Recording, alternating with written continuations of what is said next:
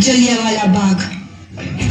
आज हमारे बैसाखी का दिन है, लेकिन पूरा पंजाब बैसाखी नहीं मनाएगा। हम सब बैसाखी नहीं मनाएंगे।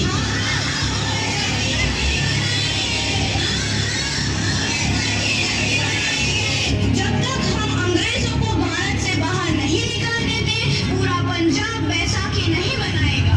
अच्छा, तो तुम सब हमारा विरोध करता है, भाग जाओ यहाँ से।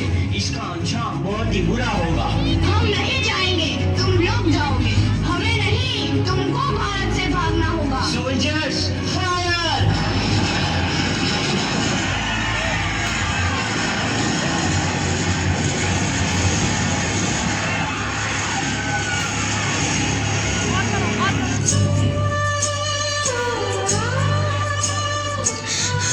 ये जमीन हमारी, ये धरती हमारी, ये खेत हमारे।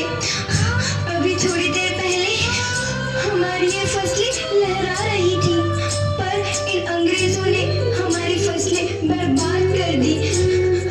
इन अंग्रेजों ने एक ही झटके में इन सब फसलों को काट दिया। अंग्रेजों, तुम्हारे इस अत्याचार से हम डरेंगे नहीं। इस अत्याचार का बदला लेकर रहेंगे। हम आजादी लेकर रहेंगे। जलियांवाला बाग हर हिंदुस्तानी की आंख नम कर गया।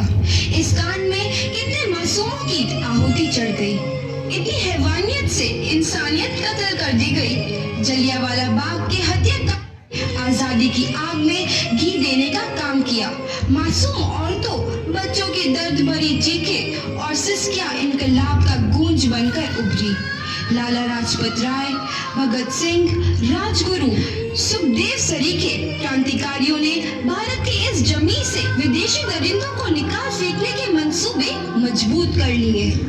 8 अप्रैल 1929 लाला लाजपत राय के नेतृत्व में साइमन कमीशन के खिलाफ एक भारी जुलूस निकाला गया। Simon commission, Simon commission, Simon commission, Simon commission, Simon commission, Simon commission, Simon commission, Simon commission, Simon commission. बेवकूफ इंडियंस, तुमको हमारी बात समझ में नहीं आती। Stop this. साइमन कमीशन नहीं मानता। अच्छा, स्टॉप दिस। लाला जी, आप आगे बढ़ो, हम आपके साथ हैं। लाला जी, संघर्ष करो, हम आपके साथ हैं। लाला जी, संघर्ष करो, हम आपके साथ हैं। लाठी चार्ज करो!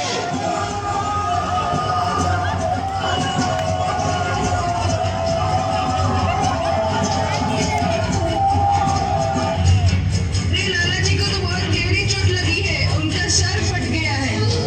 मेरे शरीर में लगी एक एक लाठी अंग्रेजी सरकार के कफन में कील का काम करेगी। ये आजादी की लड़ाई रुकनी नहीं चाहिए। ये जिम्मेदारी मैं तुम सबको सौंप कर जा रहा हूँ। लाला लाजपत राय की दर्दनाक मौत के बाद भगत सिंह, सुखदेव, राजगुरु वतन के इन मतवालों के खून में ऐसा उबाल आया जिसका सामना करना अंग्रेजी सरकार के लिए मुश्किल हो गया। अंग्रेजों को करारा जवाब देने के लिए स्कॉट और सैंडर्स को मारने की रूपरेखा रची गई।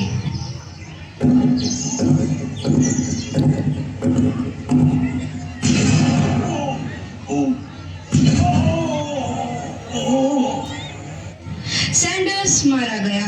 चारों तरफ तहलका मचा था। दीवारों पर लिखा था, लाला जी की मौत का बदला ले लिया गया है। भगत सिंह समेत सभी वहां से फरार हो गए। 8 अप्रैल 1929 दिल्ली में ब्रिटिश सरकार की सेंट्रल लेजिस्लेटिव असेंबली की बैठक में 2 बम धमाके की आवाज सुनाई दी।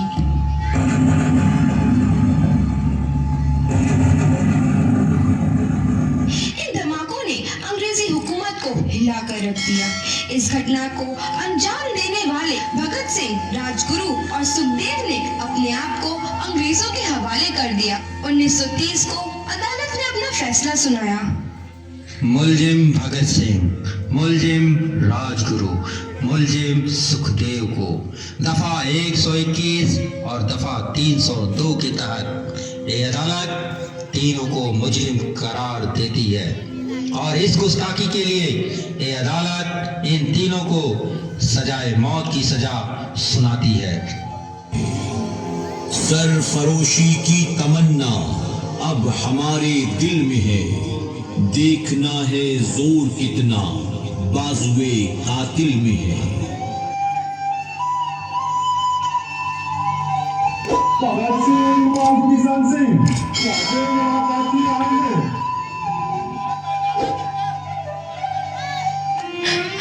पुत्र की हाल है तेरा। मैं चंगा हूँ माँ, फिक्र करने की कोई गल नहीं। पुत्र, मेरा दिल तेरी तरह पत्थर दिल नहीं होगा। तेरी ये गला सुन के मेरा कलेजा फटे जा रहा है। माँ, मेरा दिल कोई पत्थर जैसा नहीं है, एक वतन परस्त का दिल है जो मेरे देश प्रेम के जज्बे को ताकत देता है। बेटा, मेरा लाल। माँ, आज मेरी तपस्या पूरी होने जा रही है। जे तू रोई तो मैंने तकलीफ हुई। सोच, तेरा पुत्र आज शादी करने वास्ते जा रहा है। फर्क केवल इतना है, वो घोड़ी पर नहीं फांसी पर चढ़ने वास्ते जा रहा है। आज तू क्रांतिकारी की माँ है, कल तू एक शहीद की माँ होगी। माँ, पुत्र भगत, तू इतनी छोटी उम्र में हम सबको छोड़ के चला जाएगा। तूने जिंदगी में देखा ही क्या है पुत्र? मैंने अपनी माँ देखी है जिसने मुझे एक ही बात बताई है कि बेटे, अपने देश के लिए एक बार मरना 100 बार जन्म लेने के बराबर होता है। अच्छा माँ, अब आशीर्वाद दे, आखिरी बार विदाई लेने का समय आ गया है। भगत, मेरे लाल।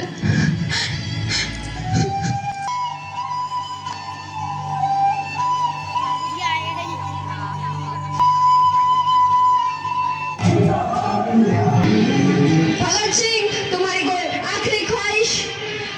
हमारे हाथ खोल दिए जाए। हम तीनों दोस्त एक दूसरे से गले मिलना चाहते हैं। इनके हाथ खोल दिए जाए।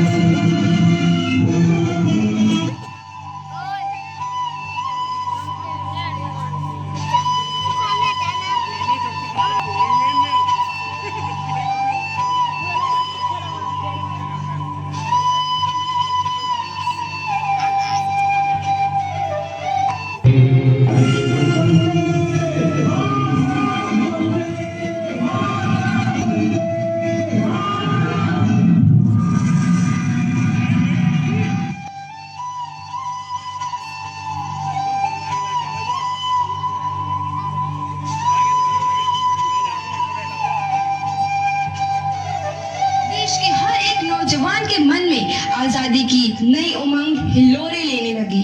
अंग्रेजों भारत छोड़ो का नारा जोर पकड़ रहा था। सबने एक आजाद भारत का सपना देखना आरंभ कर दिया था। हर कोई अपने अपने ढंग से इस महायज्ञ में अपनी आहुति दे रहा था। सुभाष चंद्र बोस, रानी लक्ष्मीबाई, तात्या टोपे और मंगल पांडे जैसे शहीदों की कुर्बानी रंग लाई। 15 अगस्त 1947 भारत आजाद हुआ।